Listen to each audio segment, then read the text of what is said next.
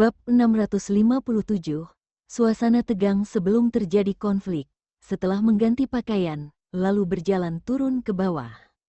Melihat kepala pelayan sedang memeriksa pekerjaan para pelayan di aula. Kepala pelayan, aku ingin pergi berbelanja, sekalian jemput tuan kecil dan nona kecil kembali. Sore nanti tidak perlu mengirim sopir untuk menjemput mereka. Baik, aku mengerti. Nyonya muda kedua, kepala pelayan segera menjawab dengan hormat. Seolah memikirkan sesuatu, dia menambahkan kalimat lain. Oh, tuan muda kedua sedang bekerja di ruang kerja. Jangan ganggu dia dengan masalah sepele seperti ini. Mengerti? Jika bukan karena kepala pelayan yang membuat laporan singkat kepada pria itu barusan, dia pasti sudah menyelinap kembali ke rumah keluarganya. Baik, Nyonya muda kedua, kepala pelayan itu menjawab. Dalam hati berpikir, Nyonya muda kedua melarangnya memberitahu tuan muda kedua, ini adalah satu hal. Jika tuan muda kedua bertanya nanti, maka dia akan menjawab dengan jujur, ini tidak termasuk pelanggaran terhadap kata-kata Nyonya muda kedua. Kina mengangguk puas, melempar kunci mobil di tangannya, menangkapnya lagi, lalu meninggalkan rumah keluarga Okto dengan cepat. Karena cuaca dingin, Kina berjalan-jalan di pusat perbelanjaan kelas atas sebentar, membeli beberapa pakaian untuk orang tuanya, dan melihat jam tangan wanita, baru jam 3 sore. Lalu berencana untuk minum teh sore, kemudian baru menelepon Ezra dan memintanya untuk menemuinya langsung di taman kanak-kanak. Di restoran teh, setelah memesan teh sore, Kina membolak-balik tas dan ingin menelepon dan memberitahu ibunya bahwa malam ini dia dan Ezra akan membawa dua anak kecil itu kembali makan bersama. Tetapi ternyata tidak membawa ponselnya keluar. Dia menghela nafas tak berdaya, lupakan saja. Nanti, saat pergi menjemput anak kecil di taman kanak-kanak bersama Ezra, baru langsung pergi ke rumah orang tuanya. Anggap saja sebagai kejutan untuk orang tuanya. Restoran teh sore kelas atas ini terbuka untuk masyarakat kelas menengah dan atas, sangat populer, bisa berkenalan dengan selebriti terkenal di sini adalah hal yang normal. Begitu Tias dan temannya masuk ke restoran teh, temannya melihat Kina di dekat jendela di sudut. Tias, bukankah itu kakak sepupumu? Temannya menyentuh lengan Tias, menunjuk ke arah Kina, dan berbisik. Tias melihat ke arah yang ditunjuk temannya, dan melihat Kina duduk di sana sendirian. Cik, putranya dan gadis kecil itu sudah, Kina masih memiliki suasana hati untuk minum teh sore di sini. Sendirian, seolah memikirkan sesuatu, dia berjalan ke meja layanan, menunjuk ke arah Kina yang sedang menunduk dan melihat buku bacaan yang tidak jauh, dan bertanya kepada pelayan di meja layanan. Halo, kakak sepupuku sendirian saja, ya. Nona Libra. Staf meja layanan adalah karyawan senior restoran teh, dan dia kenal dengan sebagian besar orang kelas atas. Dan biasanya selalu mendengar wanita bangsawan yang datang ke restoran teh untuk minum teh sore sangat suka bergosip. Mengetahui nyonya muda kedua dari keluarga Okto dan putri kesayangan keluarga Libra adalah kakak adik sepupu, tentu saja, samar-samar tahu itu bahwa hubungan mereka tidak harmonis. Oh, Tias dengan paham mengangguk, kebetulan mendengar suara mekanis dari komputer. Makanan untuk nyonya muda kedua Okto di meja 66 sudah siap, tolong atur pelayan untuk mengambilnya. Mata Tias yang terkulai melewati jejak perencanaan, berpura-pura mengobrol dengan meja layanan. Sekitar setengah menit kemudian, saat melihat seorang pelayan berjalan keluar dengan membawa teh sore, dia segera melangkah maju, melirik teh sore, menunjuk ke cangkir minuman panas dan bertanya. Hah, apakah ini minuman baru? Ini punya Nona Libra. Ini adalah produk eksklusif baru yang diluncurkan minggu lalu dan cukup populer. Begitu pelayan selesai berbicara, Tias meraih tepi cangkir dengan 5 jarinya, mencium dan meletakkannya lagi. Meskipun pelayan itu sedikit tidak puas dengan perilaku kasarnya, tetapi sulit untuk mengatakan apapun. Aromanya cukup enak. Nanti bawa secangkir untuk coba, dia tersenyum dan berkata. Lalu berbalik dan berjalan kembali ke meja depan, dengan santai memesan teh sore, dan memesan minuman yang sama dengan Kina untuk dibawa pulang.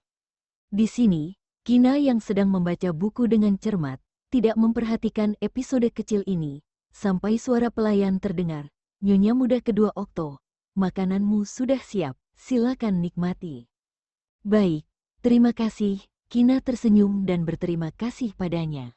Setelah pelayan pergi, dia meletakkan buku di tangannya ke samping, mengaduk minuman panas dengan ringan, kemudian mengambil cangkir dan meniupnya dengan ringan, lalu menyesapnya. Dia mengerutkan alisnya dengan ringan, aromanya sangat aneh. Lalu berpikir, mungkin inilah keunikan dari minuman baru ini. Setelah itu, makan beberapa makanan penutup kecil, karena minuman terasa semakin aneh saat diminum. Kina memaksa minum setengah cangkir dan tetapi masih merasa tidak bisa menerima rasanya, jadi dia berhenti meminumnya. Setelah minum teh sore, Kina berjalan ke meja layanan, meminjam ponsel dari staf, lalu berencana untuk menelepon Ezra. Tepat setelah memasukkan nomor ponsel Ezra, dia merasa ada yang tidak beres dengan tubuhnya. Kina berhenti dan ragu-ragu selama beberapa detik. Perasaan di tubuhnya membuatnya merasa begitu familiar dan takut menjadi semakin kuat. Wajahnya menjadi pucat. Kenapa bisa? Nyonya muda kedua Okto? Ada apa denganmu? Melihat raut wajahnya tidak beres, anggota staf bertanya padanya dengan sedikit gugup. Tidak apa-apa. Suara Kina bergetar tak terkendali, dan dengan cepat menghapus nomor Ezra dan malah memutar nomor Kevin. Tampaknya setelah menunggu 1 abad lamanya, Kevin baru menjawab panggilan itu. Sebelum Kevin sempat berbicara, dia langsung berkata dengan emosional dan panik, "Kevin, sepertinya aku salah makan. Aku akan pergi ke tempatmu sebentar." Tidak, aku tidak membawa sertifikat. Kamu. Di kota Zaun, Kevin mendengar suaranya yang hampir menangis. Wajahnya berubah drastis dan menjadi tenang. "Nana, jangan panik.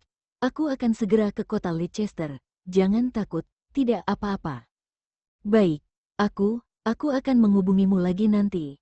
Mata Kina memerah setelah selesai menelepon, kemudian menutup telepon, dan mengembalikan ponsel ke pelayan, mengeluarkan setumpuk uang tunai dari tasnya dan meletakkannya di atas meja, dan berkata, pengembaliannya tidak perlu, lalu buru-buru pergi. Anggota staf yang meminjamkan ponsel kepada Kina, mendengarnya berkata, "Sepertinya salah makan," lalu memikirkan ada yang salah sesaat sebelumnya, dan identitasnya sebagai nyonya muda kedua dari keluarga Okto. Dia ketakutan hingga berlari melaporkan masalah ini kepada manajer restoran. "Tempat parkir di luar restoran, Tias, kalian sedang menunggu siapa di sini?" Wanita yang duduk di kursi penumpang, yaitu teman Tias, bertanya dengan pura-pura.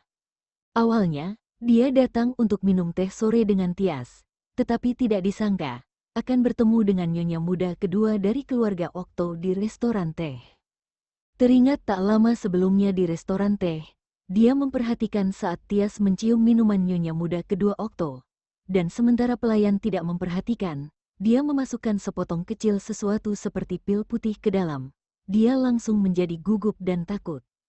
Semua orang di lingkaran atas kota Leicester tahu bahwa tuan muda kedua Okto sangat memanjakan nyonya muda kedua Okto seperti bola mata, dan Tias ternyata memasukkan sesuatu yang aneh ke dalam minuman nyonya muda kedua Okto. Jika terjadi sesuatu pada nyonya muda kedua Okto, tuan muda kedua Okto pasti akan membunuh Tias. Bab 658. Clayton dan Dea menghilang. Tidak. Hanya saja sesaat tidak tahu harus berbelanja kemana. Aku pikirkan lagi, kata Tias dengan ekspresi tenang dan senyum tipis. Orang itu bilang, jika ingin menghancurkan Kina, hanya masalah sebutir obat. Melihat dia tidak berencana untuk pergi, wanita itu tersenyum meminta maaf dan berkata, "Tias, aku teringat masih ada urusan lain.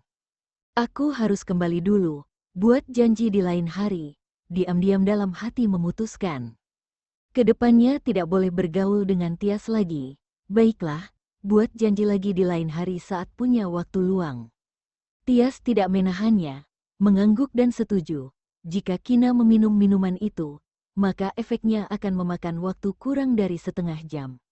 Alasan dia menunggu di sini hanya karena ingin memastikan bahwa obat itu bisa menghancurkan Kina seperti yang dikatakan pria itu. Setelah temannya pergi, Tias menunggu di mobil sebentar, dan akhirnya melihat Kina bergegas keluar dari restoran teh dengan mata merah dan wajah pucat kesakitan, membuka pintu dan masuk ke dalam mobil, lalu pergi. Sepertinya, pria itu tidak berbohong padanya. Rumah keluarga Okto. Ezra tidak melihat Kina di kamar, kemudian turun untuk bertanya kepada kepala pelayan, lalu mengetahui bahwa dia tidak tidur siang, tetapi pergi berbelanja.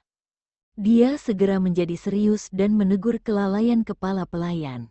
Menelepon nomor Kina, tetapi malah tidak ada yang menjawab.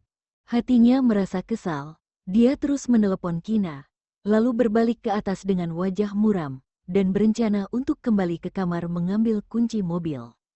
Segera setelah membuka pintu, langsung mendengar dering ponsel yang familiar berdering dari arah tempat tidur. Dia berjalan dengan cepat, membuka selimut dan bantal, melihat ponsel Kina ada di bawah bantal. "Kina, kamu pasti akan mati," Ezra mengutuk, meninggalkan kamar dengan ekspresi dingin dan menakutkan. Memikirkan pesan dia kepada kepala pelayan sebelum pergi, tidak perlu mengatur supir untuk menjemput Dea dan Clayton, dia akan menjemputnya sendiri. Ezra memeriksa waktu dan segera keluar dari rumah keluarga Okto. Dalam perjalanan ke taman kanak-kanak, ponsel tiba-tiba berdering. Dia pikir itu dari Kina, dia meraih telepon tanpa memikirkannya. Begitu mengetahui penelepon itu dari taman kanak-kanak, dia ragu-ragu sejenak, kemudian menghubungkannya. "Ada apa?" Dia bertanya dengan suara berat. "Tuan, Tuan kedua, Tuan muda Clayton dan Nona Dea menghilang." Kepala sekolah taman kanak-kanak berkata dengan suara gemetar. "Apa yang kamu katakan? Katakan sekali lagi." Ezra mengira dirinya salah dengar, jadi bertanya lagi dengan suara dingin. Anak-anak taman kanak-kanak setelah makan siang di siang hari, para guru membawa mereka kembali ke asrama untuk beristirahat. Ada 6 anak di setiap asrama, bersama satu guru. Setelah bangun dari tidur siang, guru menemukan bahwa tuan muda Clayton dan Nona Dea tidak ada di asrama, jadi pergi mencarinya. Setelah beberapa saat, tidak ditemukan, jadi aku segera memberitahuku. Jelas-jelas di musim dingin, tetapi sekujur tubuh kepala sekolah taman kanak-kanak itu basah oleh keringat dingin. Aku bergegas ke ruang pemantauan. Alhasil malah menemukan pemantauan hari ini telah dihapus semua, lalu segera melaporkannya ke polisi. Polisi belum menemukan petunjuk apapun. Mendengar penjelasan ini, Ezra seperti ingin mencekik kepala sekolah taman kanak-kanak sampai mati. "Direktur, jika aku tidak salah ingat, taman kanak-kanak makan siang jam 11.30, istirahat makan siang jam 12.30, dan bangun jam 2 siang. Sekarang sudah jam 4 sore, kamu baru telepon beritahu aku bahwa 2 bayi kesayangan keluarga Okto hilang?" Dia mengertakkan gigi dan berkata dengan nada dingin. "Tuan kedua, taman kanak-kanak kami telah memanggil polisi. Percaya Tuan muda Clayton dan Nona Dea akan segera ditemukan." Direktur mengatakan ini tanpa percaya diri. "Hehe. Jika taman kanak-kanak kalian bisa segera menemukan anak-anak segera, pasti tidak akan meneleponku lagi." Ezra tampak sedikit mengerikan. "Sebaiknya kamu berdoa agar kedua anak keluarga Oktoku aman dan sehat. Jika terjadi sesuatu pada anak-anak, nyawa kecilmu ini bahkan tidak cukup untuk membayar." Setelah menutup telepon dari taman kanak-kanak, dia mencoba menelepon ponsel Clayton, tetapi ponselnya tidak aktif. Kemudian dia segera menelepon peretas yang dipekerjakan oleh KRC International untuk bergegas ke taman kanak-kanak dan lihat apakah pengawasan taman kanak-kanak yang dihapus itu bisa dipulihkan. Setelah itu, mengatur banyak orang untuk pergi mencari kedua anak itu. Setelah mengatur semuanya, Ezra merenung sebentar dan memutuskan untuk menelepon Vito. Panggilan itu terhubung dengan cepat, tetapi bukan Vito yang menjawab panggilan itu. "Kakak kedua, ini Tama, tuan muda ketiga sedang syuting, ada hal apa?" Di ujung telepon yang lain, Tama bertanya dengan hormat. Berikan ponsel ini padanya. Segera, Ezra memerintahkan dengan suara yang dalam. Tama terkejut dengan nada suaranya yang serius, dingin dan menakutkan. Oh, baik, tunggu sebentar. Setelah berbicara, dia dengan cepat berlari ke arah Vito yang sedang syuting. Tuan muda ketiga, panggilan telepon dari tuan kedua. Tampaknya ada masalah yang sangat mendesak, Tama berkata sambil menyerahkan ponsel kepadanya. Vito menjawab telepon, berjalan ke samping, dan bertanya, "Kakak kedua, ada apa?" "Aku baru saja menerima telepon dari taman kanak-kanak. Katanya Clayton dan Dea menghilang saat istirahat makan siang di taman kanak-kanak. Pengawasannya telah dihapus. Taman kanak-kanak juga sudah memanggil polisi, tetapi pihak polisi masih belum ada kabar. Aku sudah mengirim orang untuk pergi mencarinya." Ezra berkata kepadanya secara singkat. "Kakak kedua, maksudmu?" Hati Vito tiba-tiba menjadi dingin, baru mengucap setengah perkataannya, lalu memikirkan kru di sini dan ada terlalu banyak orang di sekitar. Jadi dia mengubah kata-katanya dan berkata, "Kakak kedua, aku akan kembali ke kota Leicester sekarang." Bagaimana mungkin Dea dan keponakan kecilnya menghilang di taman kanak-kanak? Vito tidak berani memikirkan hal-hal buruk, jadi dia hanya bisa menghibur dirinya sendiri. Mungkin kedua anak kecil itu hanya terlalu bosan tinggal di taman kanak-kanak, jadi mereka menyelinap keluar untuk bermain. Dan keponakan kecil itu juga sangat pintar, dia pasti akan merawat adiknya dengan baik dan tidak akan membiarkan terjadi sesuatu pada adiknya. Setelah menyapa sutradara dan berkata kepada Albert bahwa terjadi sesuatu dengan KRC International, jadi ingin segera kembali ke kota Leicester. Tidak berani memberitahu Albert apa yang terjadi, hak asuh Dea ada di tangannya, dan Dea tinggal di rumah keluarga Octo. Pada awalnya, dia yang membiarkan Dea pergi ke taman kanak-kanak. Jika membiarkan Albert tahu bahwa Dea menghilang di taman kanak-kanak, Albert pasti akan membenci dirinya karena hal ini. Lebih baik cari Dea dulu. Setelah mengkonfirmasikan bahwa Dea baik-baik saja, baru beritahu dia. Kota Leicester saat Ezra tiba di taman kanak-kanak. Taman kanak-kanak baru saja selesai sekolah. Memikirkan sore hari, istrinya mengatakan kepada kepala pelayan bahwa dia akan datang menjemput Clayton dan Dea. Meskipun dia pikir itu tidak mungkin dan tidak masuk akal, tetapi dia masih tetap berpikir apakah mungkin Kina menjemput Clayton dan Dea pergi dan membawa kedua anak kecil itu kembali ke rumah orang tuanya. Di saat para peretas KRC International bergegas memperbaiki pengawasan taman kanak-kanak, dia menelepon Ibu Kina. "Ezra, mengapa kamu berpikir untuk menelepon kemari?" Ibu Kina bertanya sambil tersenyum di ujung sana. Ezra berdeham dan berkata dengan tidak nyaman, "Aku membuat Kina itu marah. Dia bilang dia ingin pergi ke rumah ayah dan ibu. Aku bilang tunggu akhir pekan baru bawa dia dan kedua anak kecil itu kembali. Tetapi dia mengambil kesempatan untuk keluar saat aku tidak memperhatikannya. Aku telepon, dia juga tidak menjawab. Jika Kina kembali, tolong telepon aku ya Bu."